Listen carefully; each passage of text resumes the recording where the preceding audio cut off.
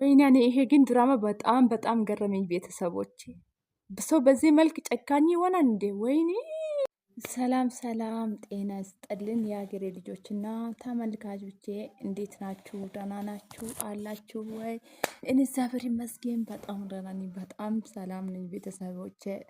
እና ዛሬ ደግሞ ይዤ ያመጣሁት ምንድን ነው ስለ አንዳንድ ድራሞች ላይ ግራ የገባኝና ብዙ ነገሮች አሏ እና የእሱ ነገር እስቲ እናንተ ጋር ልጋራና ለእናንተ እስቲ አንዳንድ ነገሮች ጥያቄ ልጠይቃችሁ ፈልጌ ነው።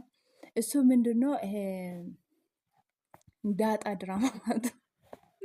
እና ዳጣ ድራማ ላይ እኔ በነገራችን እኔ ሁሉም በቃ እንደ ነፂ እንደ አዴ ድራማ ምናምን ነገሮች በጣም ይከታተላሉ፣ በጣም ደስ ይለኛል።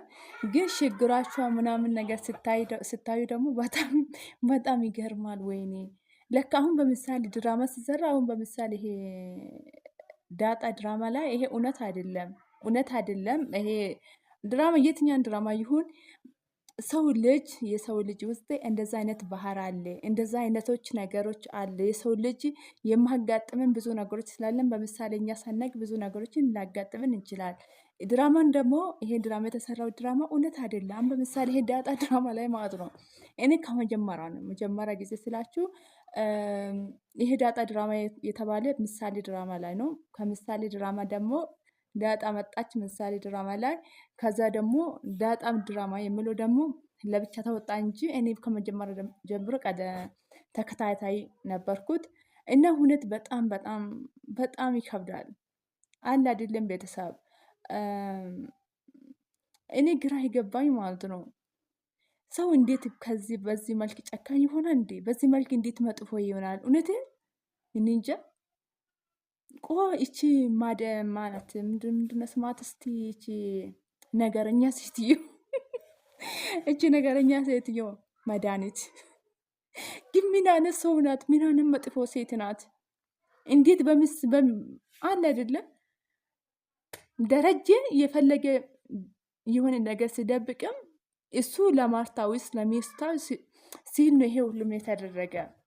በምሳሌ ማርታ ይሄ ነገር ካወቀች ትሞትብኛለች፣ የሆነ ነገር ትሆንብኛለች ብሎ ነው ይሄ ሁሉም ድብቅ የሄደ ማለት ነው እንጂ በምሳሌ አሁን ጊዜ ደግሞ እንደዛ አይነት ፍቅር የለም እኮ። በምሳሌ አንድ ወንድ አገብቶ ሚስት እያለው ከሌላ ሴት እያደረ ከሌላ ሴት ጋር ልጅ እየወለደ ነው።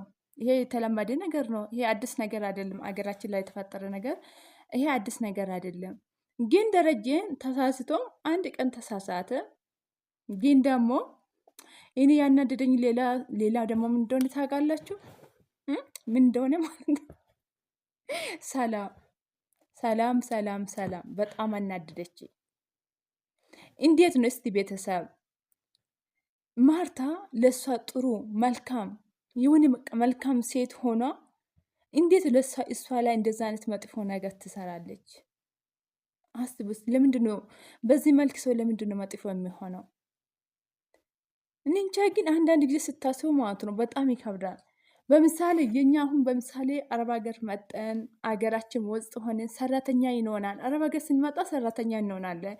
አገራችን ደግሞ ሆነ ሰራተኛ እንሆናለን ማለት ነው። ግን አንዳንድ ጊዜ ምን እንዳሳሰበኝ ታውቃላችሁ? እኔ በራሴ የአረብ ሀገር ሰራተኛ ሆኜ ወይስ አገር ቤትም ሰራተኛ ሆኛል። በነገራችን እኔማ የፈለገ ቢመጣ በጭራሽ ሰራተኛ አላመጣም ወይስ ሰራተኛ አልቀጥርም ብዬ ወሰንኩት። ምክንያቱም አንዳንዶች ጥሩ ልጆችም አሉ፣ አንዳንዶች ደግሞ ለገንዘብ ሲሉ ለተንኮል ሲሉ ብዙ ነገሮች እያደረጉ ነው። ለዛ ስለሆነ ሰራተኛ ቢቀራችሁ ይቅርባችሁ፣ ቤተሰብ ይቅርባችሁ። በኋላ እንደዛ ነገር ከሚፈጠርባችሁ ማለት ነው ቢቀርባችሁ ይሻላል። እሺ እና ቢቀርባችሁ ይሻላል። መድኃኒት ደግሞ እንዴት እስካሁን በምሳሌ ለየቷ ከነገረች ይሄ ደረጀ ካንቺ ሌላ ልጅ አለ ምን አለ ብላ ብትነገር ማርታ ወይስ እዛ ወርቃ ልትሞት ትችላለች። የሆነ ጉዳት ልደርስ ትችላል። የሆነ ብዙ ነገሮች ላጋጥማት ትችላል። ግን ደግሞ በኋላ ወይስ ሴቷ ከሞተችው በኋላ ተጠያቂ የሚሆነው ማን ነው? እስቲ ጥያቄ ልጠይቃችሁ። ማርታ ሄታ ወይስ መድኃኒቷ? ይሄ ነገር ይሄ ጉድ ነገር ማለት ነው ከተናገረች ማርታ እዛ ወርቃ ወይስ ከሞተች ወይስ ጉዳት የሆነ ጉዳት ሲደርስባት ተጠያቂ ማን ነው? መድኃኒት ወይስ ደረጀ ነው? እስቲ ንገር። እናንተስ በኮሜንት በኩል ጻፉኝ። ተጠያቂ ማን ይሆናል? ደረጀ ነው ወይስ መድኃኒት ነው? እውነት በጣም ይከብዳል። እና ቤተሰቦች እኔ የምንላችሁ የፈለግኩት እዚህ ድራማ ላይ ማለት ነው በጭራሽ ውሸት ጥሩ አይደለም። አትዋሹ። ይህ የሆነ ነገር ሰው እኔም በምሳሌ እኛ ሰው ነን። በቃ በብዙ መንገድ በብዙ ነገሮች ልናጠፋ ብዙ ነገሮች ልንሆን እንችላለን። ሳናቅ ብዙ ነገሮች ልናጠፋ እንችላለን። ሰው እንሳሳታለን።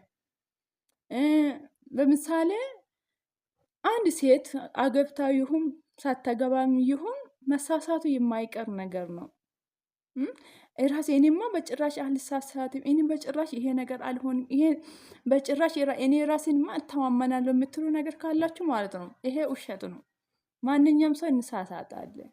አበዛኛ በዚህ ነገር ማለት ነው። በዚህ ነገር በጣም እንሳሳታለን እና ለዛ ስለሆነ ጥንቃቄ አድርጎ የሆን ነገር ከተፈጠረ ደግሞ መዋሻትና ወይስ መደበቅ ሳይሆን እውነቱ መናገር ነው። በቃ እውነት ነው። ቤተሰብ አለ አይደለ? አዎ እኔን ይሄ ነገር አጠፋት ሳላቅ ይሄ ነገር አደረግኩት፣ ይቅርታ፣ በቃ ይቅርታ ተባባሉ። በቃ የሆነ ነገር ስጠፋ ወይኔ ባሌ ምን ይለኛል ወይስ ደግሞ ወይኔ ሚስቴ ምን ትለኛለች አትበሉ። በቃ አትዋሽ። የሆነ ነገር ካጠፋችሁ የሆነ ነገር ካደረጋችሁ ማለት ነው እውነቱን ተናገሩ። በቃ ከሆነ ይሆናል፣ ካልሆነ ደግሞ አይሆንም ማለት ነው እንጂ ድብቅ ምንም ነገር ተጠቃሚ አይደለም። የሆነ የተደበቀ ነገር በኋላ ትልቅ ዋጋ ላስከፍላችሁ ይችላል። ለዛ ስለሆነ አትደባበቁ። በቃ ግልጽነት ብዙ ነገሮች አሉ። በምሳሌ ይሄ ሰላምና በምሳሌ ሰላም ደረጀ ከሰላም ዳጣ ወለደት መጀመሪያ ማለት ነው።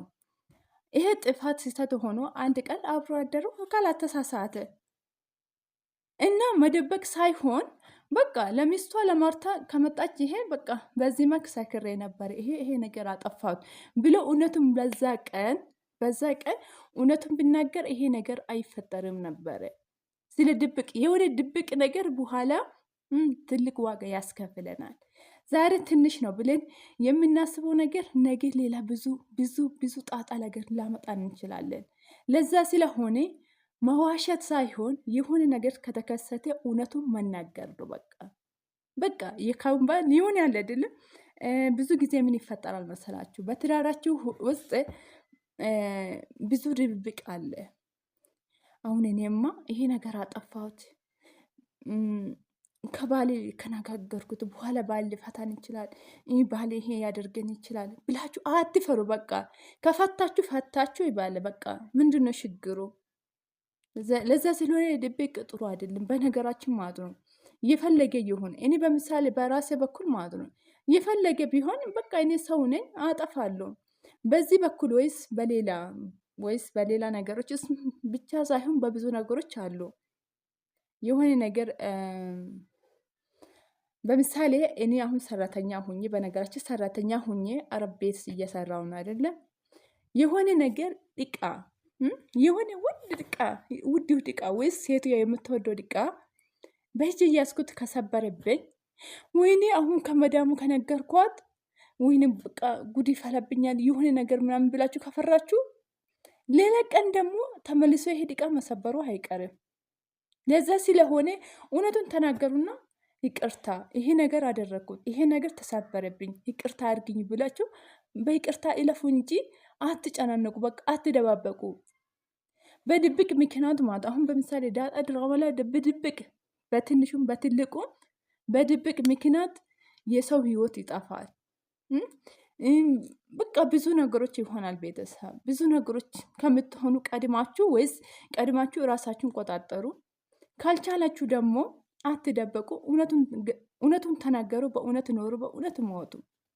መቼን ዛሬ የተዋሸ ነገር በኋላ የማይቀረን ነገር ስለሆነ አትዋሹ። በእውነት ኖሩ። በኋላ እስቲ ውሸት ነገር የተደበቀ ነገር ስለማይቀር በኋላ ብዙ ዋጋ ላካፍላችሁ ስለሚቻል ራሳችሁን ጠብቁ ከውሸቱ።